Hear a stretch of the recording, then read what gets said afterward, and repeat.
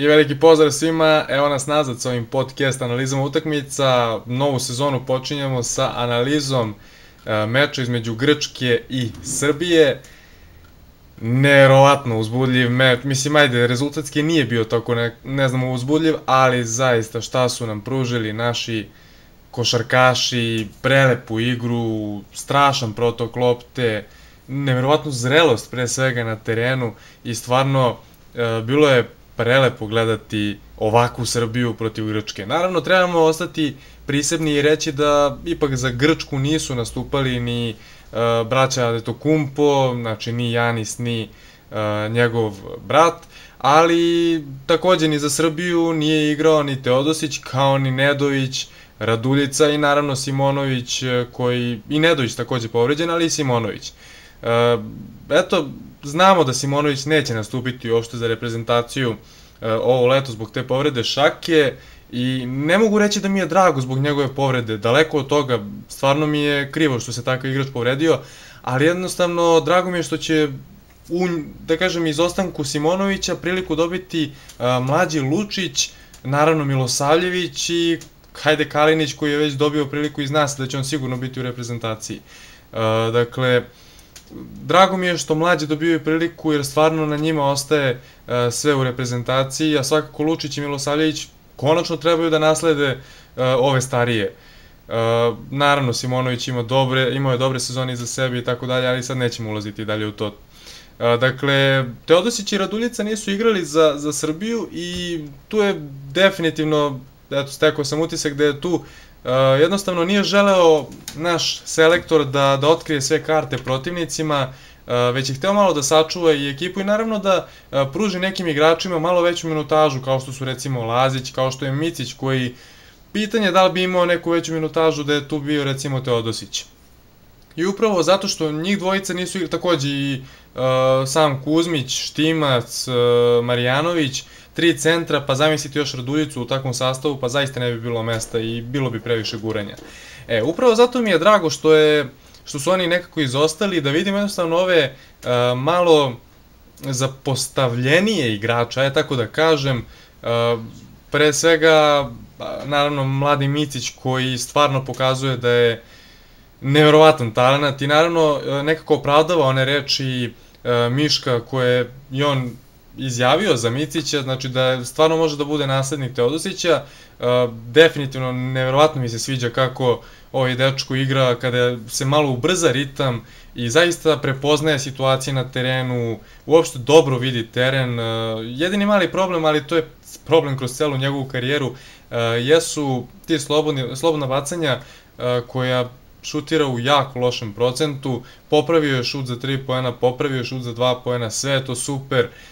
pregled igre, kažem, fantastičan, odbranu je neverovatno popravio, zaista kako je na njoj radio i kako to sad deluje u odnosu na ono kako je to bilo nekada, ako se setimo samo Crvene zvezde u kojoj je igrao pre par sezona, zaista veliki napredak Vase Micića i konačno stiče to neko iskustvo,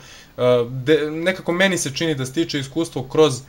igranje za reprezentaciju, što je stvarno sjajno i stvarno, znači, drago mi je da vidim da se tako kroz reprezentaciju razvija.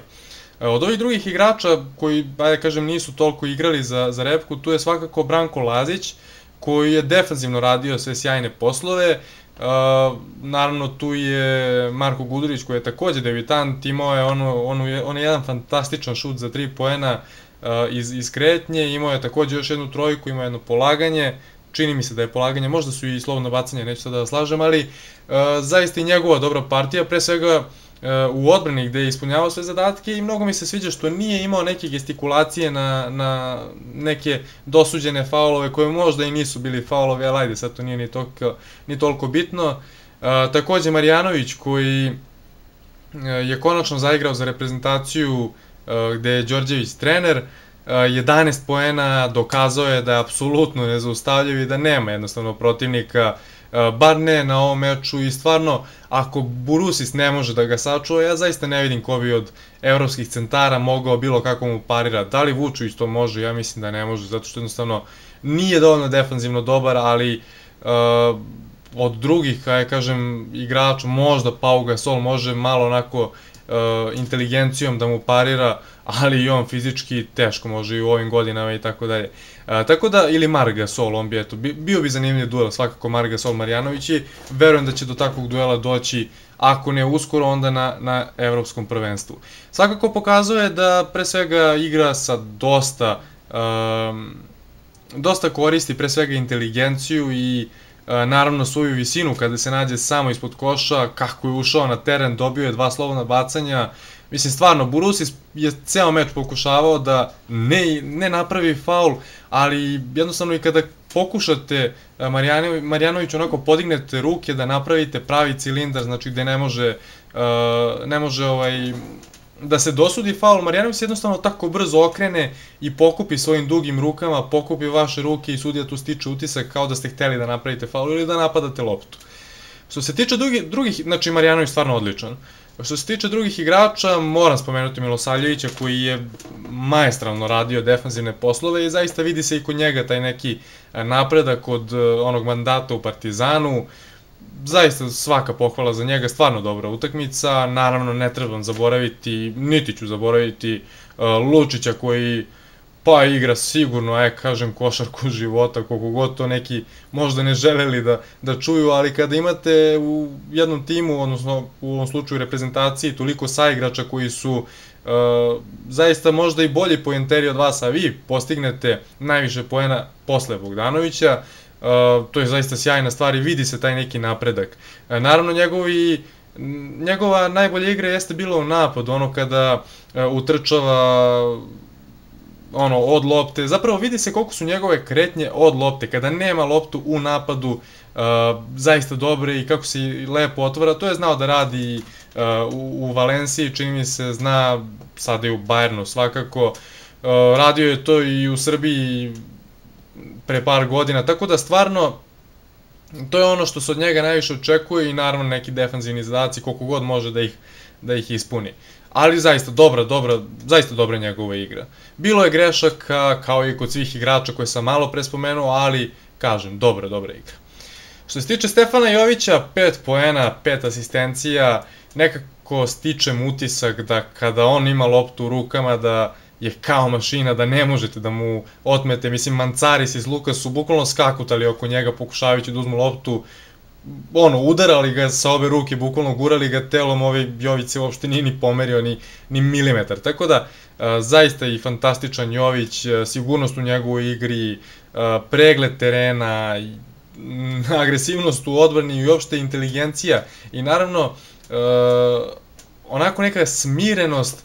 da u brojnim situacijama odreaguje, kažem, smireno. Znači da ne bude impulsivan i možda zato dobije tehničku grešku, kao što je to recimo radio Papa Nikolau kada mu je dosuđena, mislim, 4. lična greška, tako da, ili treće. Tako da, stvarno sviđa mi se što su generalno svi igrači onako svesni toga koliko je bitno igrati za Srbiju i jednostavno ne ponašaju se nekako kao da su iznad reprezentacije, već onako kapiraju da trebaju da opravdaju taj grb koji nose na dresu. Mačvan, 8 poena, nekoliko asistencija, nekoliko skokova, zaista pristojna njegova partija s obzirom na, minutažu i na tu neku ulogu. Kalinić 4 poena, nešto lošija, eto, njegova partija, ali verujem da će Kalinić, kako budu utakmice bile sve bitnije, biti on bolji. Što se tiče ostalih igrača, ajde, nisam spomenuo Kuzmića, nešto mi se tu ne sviđa kako ide sa njim, pogotovo u odbrani od pika, ali smatram da će to biti bolje već sutra na sledećoj utakmici protiv Crne Gore i naravno za kraj ostavljam najbolje, samo još Štimca da spomenem, 8 poena, Štimac konačno dobija, eto, priliku u reprezentaciji i on tu priliku definitivno koristi. Imao je nekoliko, promašaja na ziceru, ali manje više to je sad nebitno. Uglavnom, takođe imao jedno prelepo polaganje na drugi obruč, stvarno prelepo, neočekivano od njega, s obzirom da smo navikli da on bude onaj igrač koji će mahati sa klupe, eto, samo pokazuje koliko je realna priča da reprezentacija od vas pravi dosta ozbiljnijeg i iskusnijeg igrača. I Birčević 4 poena, nije mi se svidela današnja rola Birčević, zaista mi se nije svidela, znači ne bih pričao nešto što ne mislim, znači stvarno brzo je napravio onaj prvi faul, onda drugi faul je brzo došao i jedini igrač koji nekako iskače iz cele ove priče u reprezentaciji zato što nekako impulsivno reaguje, stalno se nešto ljuti i meni se to lično ne sviđa. Sigurno da je on ispunio neke zadatke koje od njega tražio Đorđević, ali meni se zaista ne sviđa ovo što je večeras radio. Možda će biti bolji sutra, pa eto, ako bude bolji pohvalit ću ga, ali večeras mi se nije svidao. I Bogdanović 14 poena, 4 od 5 trojke, ona jedna trojka sa parkinga, 9 asistencija, Bogdan Bogdanović koji samo čeka da pokaže Amerima šta je srpska magija, šta je košarka i gde se igra najbolja košarka. Stvarno, ne znam šta da kažem, onako u početku utakmice sam bio malo skeptičan kad sam video da on uzima tu neku ulogu glavnog igrača na terenu dok nema Teodosića, ali onda sam video da to jednostavno ide i tako je išlo, mislim, ono stvarno dobro je igrao, tako da nemam apsolutno nikakvu zamerku, pokreti su mu nevjerovatno brži, nekako deluje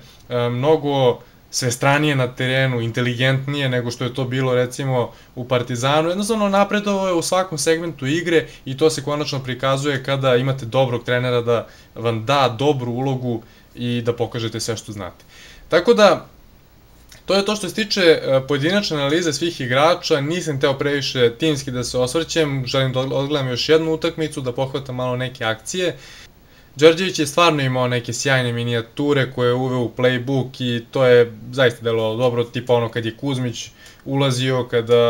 na zakucavanje na početku meča ili kad je Birčević imao onu, da kažem, onu dvojku blizu koša, kad se pojavio ni otkud. Mislim, stvarno dosta tih nekih minijatura koje mi se sviđaju, ali o tome ću verovatno sutra u narednom klipu, vidjet ću kako ću steći mišljenje. Što se tiče Grčke, najbolji Burusis, iako je napravio posle problem sa faulovima, Mancaris 9, Printezis 9, Burusis 13, Papas 8 i u principu to je to što se tiče igrača, ostali su postigli manje poena. Stvarno dobra Srbija i ostavili su sjajan utisak, tako da gledajte obavezno sutrašnju utakmicu i dajte neko svoje mišljenje ovde u komentarima kako igra Srbija. Naravno, nemojte da zaboravite da lajkujete klip, da se prijavite na kanal i do narednog puta pozdravlja vas Stefan Pavićević.